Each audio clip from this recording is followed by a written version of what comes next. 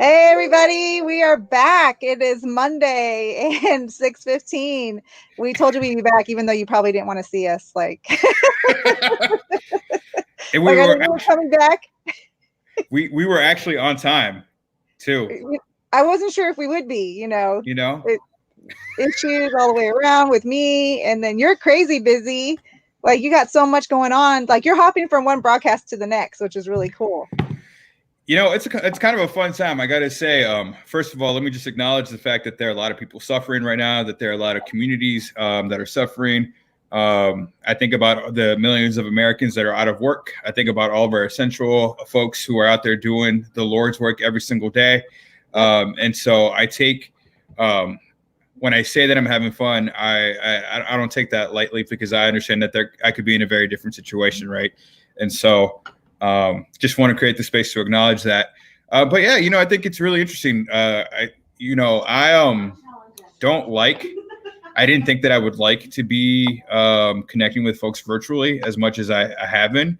But I really do like the ability to connect with people from here in the community, regionally, nationally, and all through a Zoom link. And so I think that that's been such a powerful experience for me, and just kind of opening up my horizons and introducing me to new ways of thinking and new ways of showing up. So. Well, I love that. And I love that you talked about that because that's exactly what I've been feeling is the same thing. It's like, I don't know what happened. It's like almost this opportunity, but it's also, I feel like my world has just opened up, even in regards to like, where I can help, where I can support, what's going on. I want to give a huge shout out to Maite Salazar, who's doing amazing work for that detention center that's not supposed to be here in Kansas City. So we just had a Zoom meeting this morning that I was late to on accident, but there was some phenomenal work going on there. And I feel like if I was in my office, like having to be stuck in that space, I wouldn't have the opportunity to take like 5-10 minutes to be able to listen to things that are happening out there in the world, because we have the opportunity to do it virtual, which is phenomenal. Yeah, I agree. And, I think that it's also an opportunity for us to continue to learn and continue to better ourselves. And not that that's required of us. Let's just be clear. Like we are in a global pandemic, yes. And like life is crazy. And so sometimes it's okay to just say life is crazy. But yep. once you're able to learn how to navigate that, I think or at least navigate it better. It's a great opportunity to continue to connect with folks and to show up in different ways than you have before. And so, yeah, and absolutely, that's great work on Maite and her community's action on that center that thankfully I don't think is going to move forward here. I hope not. There's going to be some more Zooms going on. Get with them definitely to find out more, because I think there is some issues happening and they need some testimonies and some videos and things like that to support it. So it does not happen for sure. But I think there's some inkling of a maybe out there. So hopefully maybe they'll be on and they can fill us in to make sure we gave them the right information. But yeah, for sure. Definitely reach out. So Deanna, I got a question for you. Oh God. How have you been at Chingona this week? I love that. Maybe we should start our broadcast like that, right? You know what? I'm just telling you, I think I just made it through Mother's Day without being with my family. I think that's huge for a lot of people out there, because when you scroll through Facebook and you scroll through Instagram, especially Instagram, I feel like that's my heavy hitter, like soul hitter, because I just feel like that is like, whether it's really real or not, I mean, you just see all the like old pictures of the moms or even dads that, are both mom and dad. And it's just like, it just tears at you. And it's just like, I'm just so glad that I made it through that. It was hard. I think it was more emotional than I thought it would be. I didn't go to bed till almost 2:00 in the morning on Sunday because I was just with my kids, and I don't know. It's just one of those things, I'm such a dad that I first of all, I'm remiss that I even wish you a belated Happy Mother's Day. Oh, so thank you. Happy Mother's Day to you and to all of our listeners and followers and all the moms out there who are doing phenomenal work. Yes, all of them. Shout out to my mom who has to deal with me still to this very day. And so, in fact, she got me in trouble yesterday. She still got me in trouble yesterday when I called her. She asked me if I was eating healthy, and I was like, I'm eating as best as I can. And she's like, that's not good enough, Edgar. And so even on her day, she found it a way to make it about my own health. So thank you, Mom. Thanks for checking in. But no, you're absolutely right. I think that is, it's again a difficult time for a lot of folks, and a lot of folks are observing social distancing properly, and so they're also understanding that our communities are being negatively impacted by COVID, and so they want to do whatever it takes not to put their families in danger. Eva, do you see this? Eva Santiago says, I need more veggies. You're right. There you go. I do. See, you got moms everywhere. Like, is that Laura? No, who? In the background? Yeah. She's always talking. No, yeah, she's always talking. She's trying to change the world. So I'm not going to apologize for it. She's just out here doing her thing. But I appreciate that comment, Eva. I do need more veggies. I will say I had Brussels sprouts yesterday, and I had bean sprouts. I think those are the thing. So FYI. Yeah, that's what I mean. I just feel like everybody, is kind of going through the same thing right now. And it's just like, so you tell me how you've been Chingón this weekend or even past week. We haven't talked. I think we've kind of all just been in this mode of busyness, and we usually try to connect like every week if we can. And yeah. I think I felt it being Chingón this week. I think last week was I would say difficult because I think my energy is starting to run a little bit more tired. To Eva's point, since I'm not eating veggies, my energy levels are low, and I'm still trying to think about I'm still trying to work through all this crap. I miss my friends, I miss my people, I miss going out. I also don't want to die, and so therefore I don't want to go out. Exactly. I get frustrated by my neighbors who are out and about, like hanging out like nothing's going on in the world. And so it's I think there's a lot of energy levels that I'm trying to navigate through. And also I'm trying to be a dad. Let me say this. I am a dad. I'm trying to be a good dad. I'm trying to be a good partner. I'm trying to be a good employee of my organization. I'm trying to do a lot of things, and I'm not doing them all effectively well. So I don't know if I'm being Chingón, but I made steak last night, and I will tell you, the steak was fire, and so I'll take that. I'll take that as a win. It was are you a cook? I'm learning how to be a cook. See, I'm leaning into chopping up green onions, making marinades. I'm learning how to do all that, and it tends to work out every once in a while. Yeah, see, and that's exactly what I've been doing. I feel like it's been my therapy. I've never liked cooking in my entire life. I think I thought I never liked cooking in my entire life, and then now that I'm doing it, I'm like, why haven't I been doing this? But because something has to force you to do it, right? So I'm actually loving it, and then I think I cook a lot of Mexican food because it's not only comforting because it reminds me of my grandma, and I grew up with my grandma and grandpa, and it's just like, I don't know, it just brings back a little bit of comfort, and I kind of want to share that with my kids, and then my kids get, have my mother-in-law who cooks, and it's like, oh, I just want to bring that home. So it's kind of just special.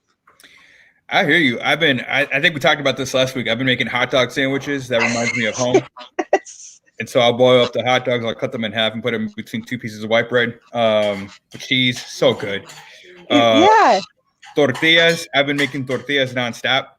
So you're actually making tortillas? Yeah. Now they're not always pretty and perfect, but tortillas, they're a little bit thicker. You know what I'm saying? They're a little bit bigger and thicker than others. And so learning how to do those and they're not always circular, but a square tortilla is like, it tastes the same. So actually I think it's better because it actually brings back that realness in the authentic way. It's like, this is just how it comes out. My friend Lizette Flores, she's from El Salvador, and she introduced us to papusas. And oh my God, I'm just craving those so badly. And it's just crazy how you just think of things, that comfort you for sure. I mean, cheese is also the place to be right now. Yes. I keep thinking about queso frito, which oh man. Back in the day, I would go to a fritanga. We would order the meat, and the meat was always burnt. I didn't know that meat could be anything other than burnt for like the first 20 years of my life. And then we would have cuajada. So they would make fresh cheese in Nicaragua, and then they would cut it into little squares and then fry them. That would be part of the meal. And so I've been thinking about making that and experimenting with that. Although it's really hard to find fresh Nicaragüense cheese. in Kansas City. So if anybody Yeah. knows of any place that has that kind of cheese, I'm looking forward to buying it and supporting our community in that way. There you go. But I love eating right now. I think everybody. Eating is my therapy these days. So which is maybe not the healthiest, but there are other unhealthy ways of navigating this. And I think we just find our own ways. And so we're going to have Carlos, and I'll probably say his name completely wrong because my Spanish is horrible, Mortera, the chef and owner of The Bite, on the Art Plus Cultural Plus LA Festival segment. So you should tune into that, Edgar. But you know what I was just thinking? We should have someone like you on there cooking some of your Nicaraguan food and just showing us how it's done. I'm happy to connect you to some Nicaraguenses out there who have Wi-Fi in Nicaragua and are ready to cook. There you go. It's always important to elevate other voices in these spaces. And let's talk about that a little bit. That kind of goes into the conversation I was hoping we could have a little bit about how you elevate other voices, because I feel like, we kind of had this platform and we get the opportunities, and I feel like a privilege to be able to have a platform like this where a lot of others are trying to get to a platform or at least get their voice out there. Like, how are you, especially in this time? I mean, are you thinking about, finding ways to be able to do that and elevate voices that maybe we haven't heard and are doing some great work? Or what are your thoughts about that? I start from the premise that everybody's doing awesome things. Mm-hmm. And I think one thing I really love about people, I'm just inquisitive in nature. And so I like asking people what they're doing, what they're working on, and being a part of that. I think about elevating voices in the Latino community from an education perspective. I think while we do have some voices out there that are doing incredible work, it's not near enough. And I think we all agree on that. And so, we've leaned in from my organization's perspective on doing more virtual conversations. I know Eva was a guest on one of our conversations, and she was talking about what she's learned in the last 3 to 4 weeks at that time on how to best engage with families and how to best bring those voices up into the spaces. And so I think you have to start from the premise that everybody has a story to tell. Yeah. And no story is more important than other stories. And so which can take a while to get to that place, right? I think that, we lean into our friends, we lean into the communities that we know. And so we can get stuck in those bubbles of of that. So I'm kind of in that safety net almost, where it's like you feel safe with people and it's hard to venture out because you feel this uneasiness almost. And I'm an introvert anyway, so it's harder for me to connect to somebody I don't. And it's harder. It's a weird space to be in because you want to, but it's like, how, I didn't know you were an introvert. Oh yeah. Okay. That's right. I didn't know you were an introvert. Yeah. Yeah. Oh God, I want a fake extrovert. You have to learn how to be an extrovert. So I'm sure that's a lot of people though. They have a name for it. Inauthentic. I had to learn that my entire life. Like, how do I fit into this group when I'm trying to fit into this group? And I just can't. I'm not even fitting into my own group. At some point you got to learn to stop fitting in. And Yeah. I think that is a hard thing to do, right? Because I think we all want to fit in to a certain extent. We all want to be loved by everybody. Yes. But at some point, it costs way too much to try to fit in. I think that's where my energy levels get down so much because I'll be on something and working, and then I'll just collapse when I get home. I'm like, I'm done. I can't even motivate, can't even think. And then it's just like all these things are happening outside of my brain. And I'm like, how do you get back to it? Let me ask you a question. What's bothered you this week? So I think, with everything that's happened with Ahmaud and that story of being in a neighborhood and doing something just a normal person would do really hit home. And I think it hit home for a lot of people. And it's just, especially during Mother's Day when you should be celebrating with your kids, and then for no reason your kids aren't here, right? So it's been a really rocky weekend, and I'm not even the mom, but you feel for these for these families, because it could be your kid, you know, it could be your dad, it could, you know, it's just a strange world we're living in. You try to like think of all the positive and go out there and just do normal things that you do. But somebody wrote an article, and I was telling Cynthia Fales this on an Instagram live the other day about, he wrote a testimony about him getting ready to run and just do a normal run, but it can't just be a normal run. He has to actually think about what he's wearing, you know, how he's going to act. Is there anyone going to be following him? Is anyone be looking out the window? You know, will anybody think that he's doing something suspicious? Will there be a cop? And it's kind of crazy when you think about that, because it's like, I do the same thing. And it's like, I don't even know why, you know, like if I get out with my sweats and my Cortezes, I'm like, damn, am I too underdressed? Do I look too like out of place? Will, you know, people like look at me, and will I feel uncomfortable? It's just those weird things, you know? How about you? You know, I think it's funny. They're cooking right now, so I apologize for all the. I say they because there's a whole family of people that live here with me. Oh my God! What are they cooking? I have no idea. Somebody's slamming things. But I'll go back to that. You know, I think that first and foremost, hashtag Black Lives Matter, right? I think we have to state that and understand why we state that, because in this country, you know, we're dealing with a lot of anti-Blackness and a lot of racism in general. And the fact that a Black man can't run in a neighborhood without getting murdered is incredibly depressing. And all the comments that come along with that, because a lot of people try to justify it. A lot of people try to figure out, you know, a reason why that happened. And the reality was, it's very specific. He happened to be Black. And so, you know, if we can acknowledge that, it's just, I hear you. And, you know, it goes back to trying to, how to best navigate these worlds, particularly when you're like trying to navigate white dominant culture. And you know what's expected, what is considered professional, what's not professional. Do you wear hoop earrings or not? That's something that Laura talks about a lot. She's like, I don't know if I should be wearing hoop earrings today or not. I don't know if people are ready for that. So it's, I don't know. That's it's a lot to think about, but it's something that's important that we act on. And that we figure out how to best engage and be supportive of communities.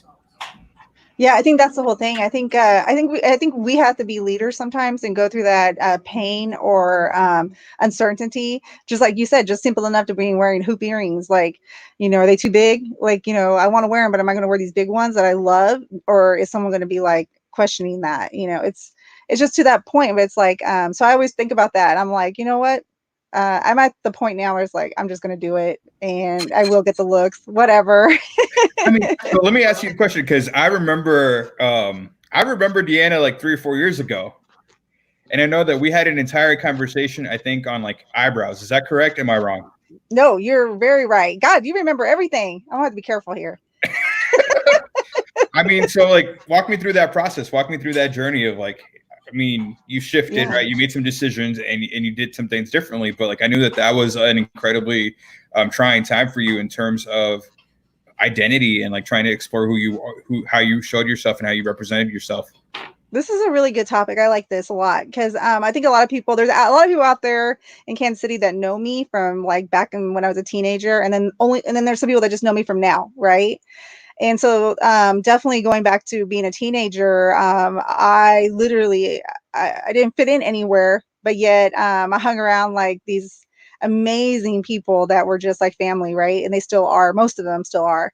And it's crazy because after the Queer Eye episode came out, some people that I was actually kind of like never tried to talk to, because I had always this fear that I was going to get beat up, which I have been. Like, I literally have done some crazy crap when I was younger and literally got chased by cars, and girls would get out and just beat my ass. Sorry, I don't know if I was supposed to say that, but you know, through a window. And it's like, I remember those days. First of all, it's your show, so you can say whatever you want. That's true, right? Look at that. I have to put that explicit thing on there. Is ass really an explicit word? I don't know. Not really, not Anyways, anymore, right? So it's yeah, it's just so yeah, so first of all, I did my mom did her best that she could to raise us, but at the same time she was kind of going through her own thing, and the only thing she knew, she didn't know how to do skincare, she didn't know how to like tell us how to do things as women or growing up. And so I just watched her, so she would always just shave her eyebrows, right? And I was like, that's what I do, that's what I need to do. But then, I saw all the girls I hung out with, they had these really pretty thin line, dark, you know, penciled in. So I just started doing that, and literally I got down to zero, like no eyebrows whatsoever since I think I was like 11 years old.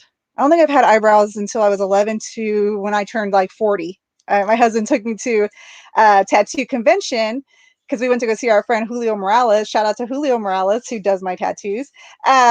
Went to go see him, and there was a woman there doing the microblading. And my husband's like, "Hey, if you do it here, I'll pay. I'll do it for you." And I'm like, "Oh crap! Okay, yeah." Talk about some faith in that, because that was that could have been gone pretty bad. But it came out great. So it came out great. But I don't know what microblading is, but yeah, I can.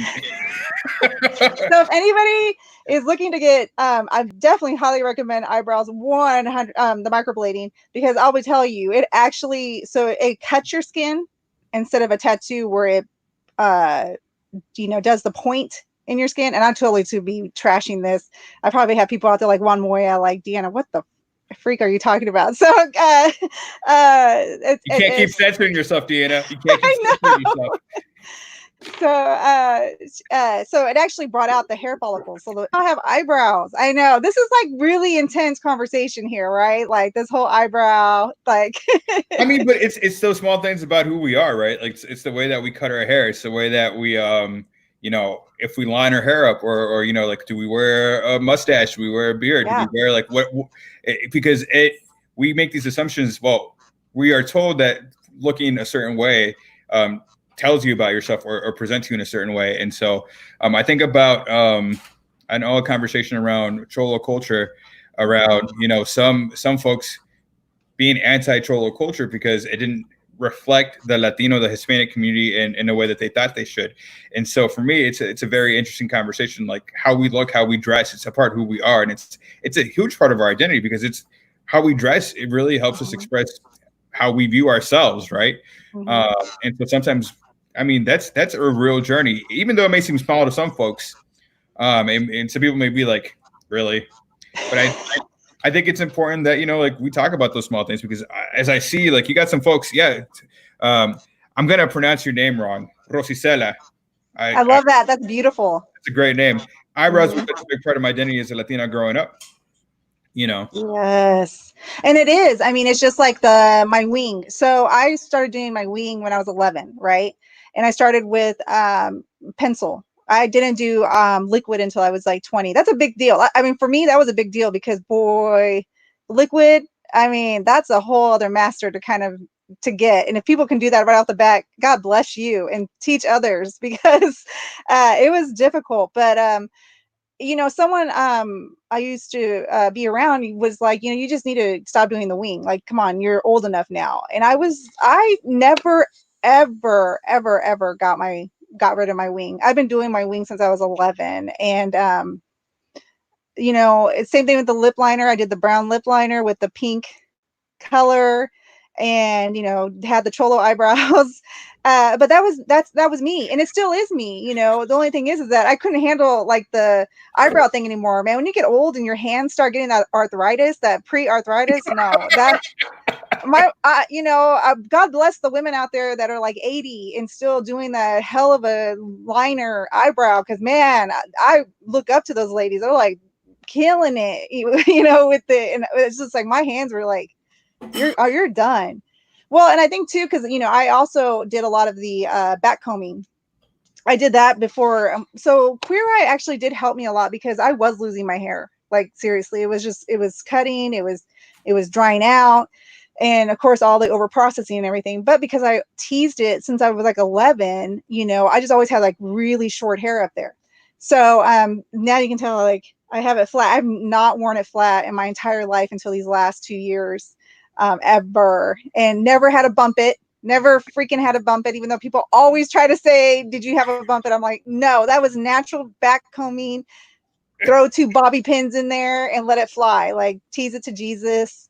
That's the only way to get to On God. this episode of Chingón, I am learning a lot because I'm learning a lot of language here. I'm learning about winged liner. Sure. I'm learning about backcombing. Fantastic.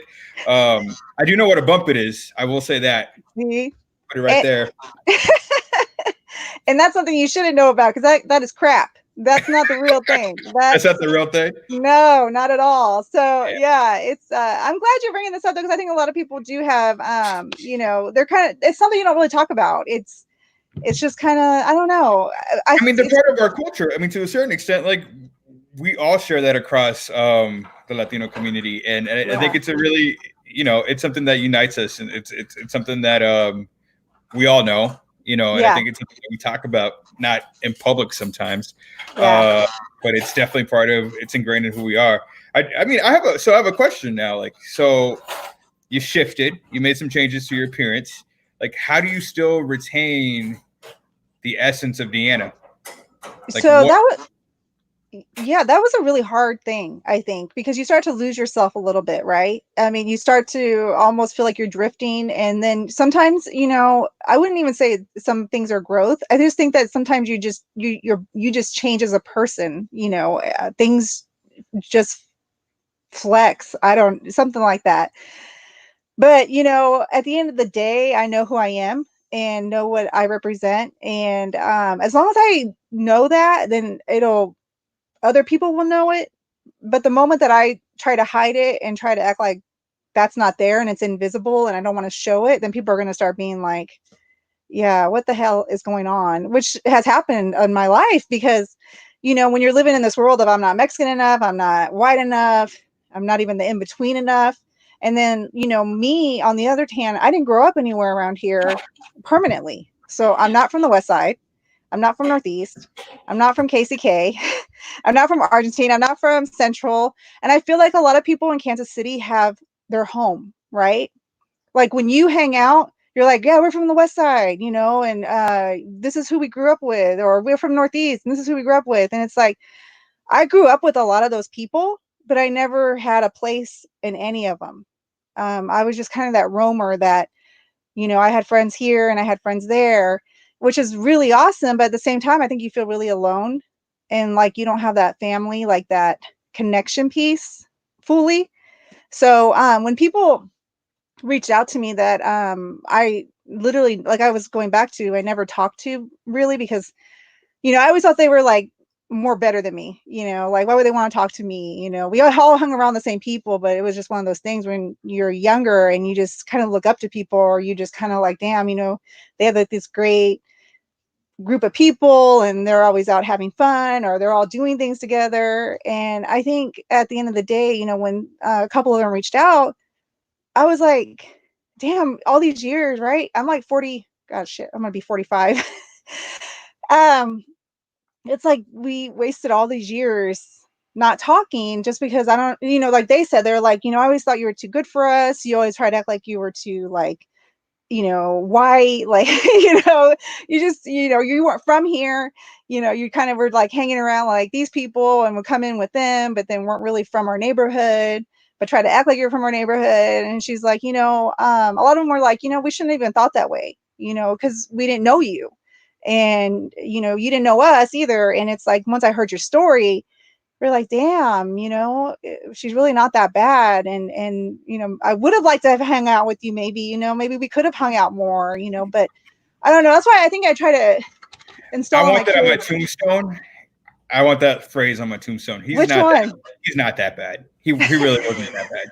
Like, that's a goal to aspire to some days. But I think I can relate with. I mean, I can relate to that. Yeah, journey. tell us how you can relate to this, Edgar. I mean, as a man, like, yeah. So outside of winged eyeliner, I think I was from Miami. I'm from Miami, Florida, and so Miami, like, it's a very different world. It's a very different world than Kansas City. And I lived in other places. I've lived in Spokane, Washington, which is very different than Miami and very different than Kansas City.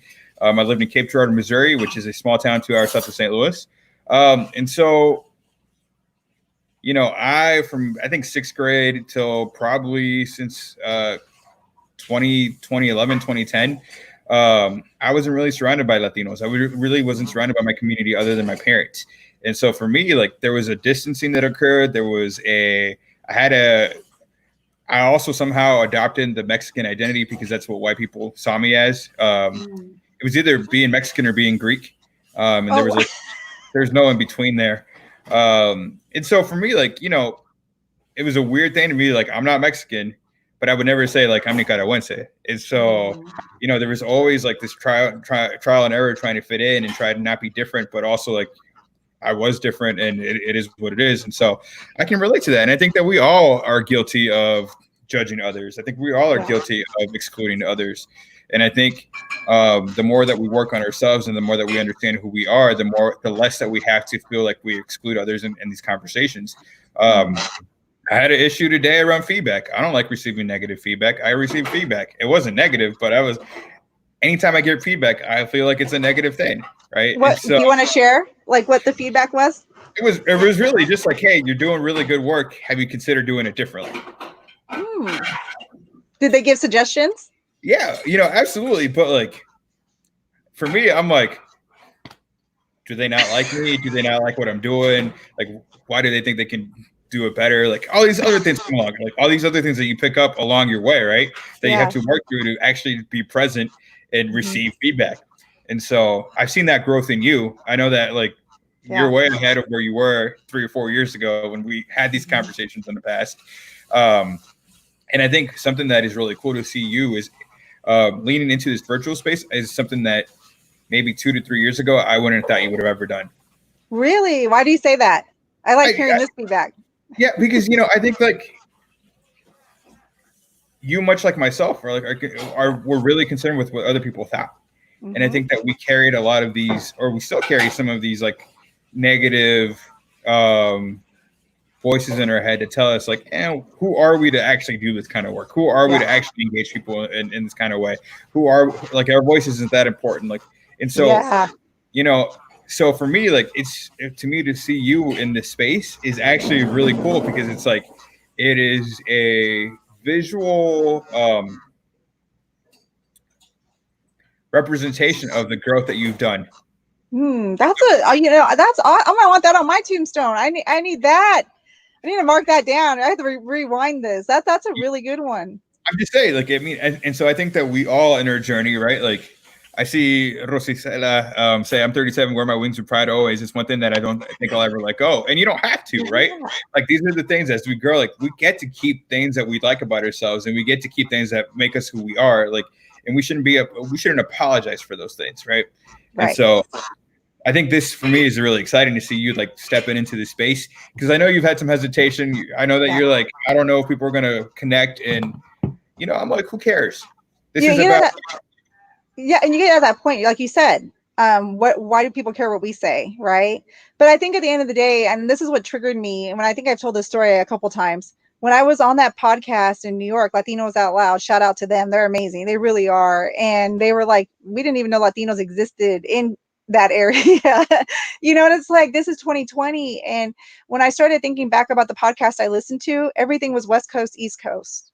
There nothing in between. And there's a lot of stuff actually in between that I found now. But I'm like, why isn't anybody in Kansas City representing our Latinx, Chicana, Chicano cultures out here? And because I know a lot of people that are, right? And when we get together, oh my God, it's amazing. I gotta say, so like I hesitate to use that kind of language around like who's not representing us because I think that a lot of people are representing us. I think sometimes I'm more concerned about the audiences, right? Like who's actually seeing people represent us. Yes. And, because I struggle with that because like I don't want to be dismissive of folks who've done the work for so many years, but I also understand the point, which is like we still get those comments from people on the East Coast and the West Coast. Like, I don't know that there was Latinos in Kansas City. Like, if you come here, like we're everywhere. We're showing up. If you go to places like Omaha, they're everywhere. They're showing up. If you go to places like Tulsa, they're like. There's a whole damn community of Latinos in the Midwest that don't get the same kind of love that they might in the East Coast to the West Coast. Yeah, absolutely. I mean, there's so many people. The people I grew up, I'm gonna have to give a shout out to Chato Villalobos. Like, his voice, even though he's not on a podcast or doing something vocal like that, like his voice, just being around him and the work he does and the amazing support he's given our community since he was young. I mean, those are the type of people that all of us should know about and should be listening to, right? And so I hope someday that, he'll kind of get up on here and like broadcast and kind of get his voice out there more. He doesn't have to, because I mean, all of us completely admire him and think he's like, that's just one person. Like, there's so many that I've known since I was young that helped me, even from afar, right? From afar, watching them do the work that they do here in the communities. And I would actually I'd like to hear from our community. If you're listening, if you're watching, if there are people that we should be highlighting or talking to or need or would love to be a part of this conversation, please let us know. Write them in the comments so we can follow up and get them on board. Because again, when Deanna approached me about Chingón, it wasn't about just me and her having a conversation every week. It was really about like to elevate and do the work in a different way. So always want to hear the voices that are out there. Always want to hear the feedback, even though I say I don't. I kind of do. And I want to be open to it because I think I'm open to changing my mind on certain things, and I'm open to listening to different voices out there and being challenged. So exactly. You know what? Let's do that for next Monday. Let's see if we get any comments. Hopefully there'll be one. I know Diosselyn's like been wanting to come on, so that's awesome as well. Cool. Yeah, but let's do like a roundtable, and grab some people from the community that would like to come on, and you can talk anything from the wing eyeliner, if you know how to do it amazingly, or like have some kind of thing going on, like just anything and everything that you're doing here in Kansas City. We'd love to have you on, because it's like we say, it's not just us. Like I always say that, you always say that, like we're not representing everybody, right? Like we're even for the like being in Chicana, it's like I'm very much a different probably Chicana than the next person, but that's okay. That's what makes us who we are. One of my Facebook friends, Michelle Tyrese Johnson, she wrote something I will always like remember and love, which she said, like, I speak for myself, and I speak for the people that I speak for. Yes. And I love That's it. So true. And so I take that with me. So, we got Ricky Olivares is also a great person who has been a big influence in our community. Fantastic. We're going to reach out to Ricky, see if he will join us and have a conversation with us on the next episode of Chingón. You know who another Maceo Palacio. The Palacios have done some amazing work here in the West Side area and around the community. So hopefully maybe one of the Palacios, Manuel, you just met him recently. Even though we kind of have the same last name. That's the connection you guys have. I'm one letter off. I have the S. There's the O. I mean, it's, conversation there. That's why I think he'd be great on here as well. Absolutely. So there's so many people that we could just keep naming off. We might just do that in the comments, on the video. We'll just do that in the comments for sure. All right, Deanna. So I think we made it to our time. We always go over. Thank you, everybody, for being with us. Next Monday, we hopefully will have some people from the community. Thank you for tagging them. So please tag them in the comments. Hopefully they'll want to be on. It could be one of us, two of us, like 5 of us. I think that'd be really awesome to get some voices around Kansas City and get their perspective. Dope. I'm looking forward to it. All right. I'll see you later, Edgar. See you later. Bye, everybody. Bye.